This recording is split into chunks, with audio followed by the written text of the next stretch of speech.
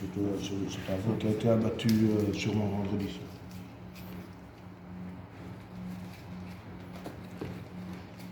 Voilà, et on fait attention d'aller le plus loin possible pour aller chercher la pointe du pelé de poitrine.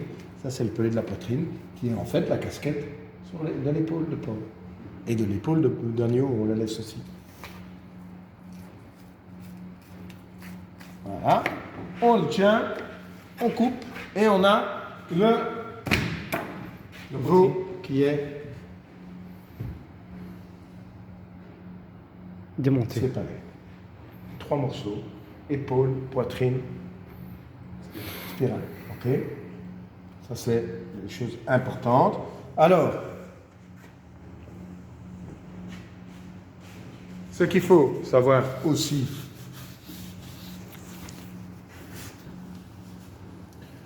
c'est que dans le veau, c'est une viande jeune. Donc, le veau doit toujours se travailler le plus rapidement possible. Okay? Si, par exemple, moi j'achète du veau, c'est vrai que je n'achète pas un demi-veau toutes les semaines. Hein? Je ne suis pas une assez grosse boucherie comme chez vous, où on peut vendre ça toutes les semaines. Donc, qu'est-ce qu'il faut faire quand on a un veau qui rentre?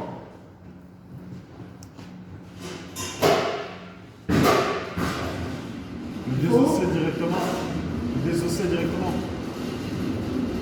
Le travailler le plus fraîchement possible. Donc, le désosser directement et le mettre directement sous vide.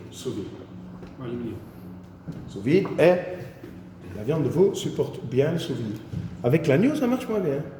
Okay, un agneau, il faut essayer de vendre. Après, moi, je vends pas toujours un agneau par semaine, donc je le désosse, je mets mon agneau sous vide, mais je sais qu'il ne faut pas plus d'une semaine. Parce qu'après, ça commence à sentir, la graisse change. L'agneau, sous vide, ça marche pas bien. Le bœuf, le veau, ça va très bien. Le porc, sous vide, ça marche pas bien. Ça marche pas bien. Après, on a beaucoup de petites viandes de porc, je la mets sous vide, je la protège, mais je sais que je ne peux pas laisser traîner, pas plus d'une semaine. Ça, il faut vraiment faire attention. Ok? Alors, il faut surgeler, hein? C'est un autre problème. Hein? On trouve la sous vide avec l'aluminium. Ça, c'est nécessaire, l'aluminium, ça protège un peu plus que... Alors, l'aluminium, ça protège exactement, mais ça protège simplement de la lumière. Donc, ça veut dire que c'est un papier qui enlève, qui empêche tous les rayons UV de passer. Et donc, grâce à ça, il y a moins de changement de couleur.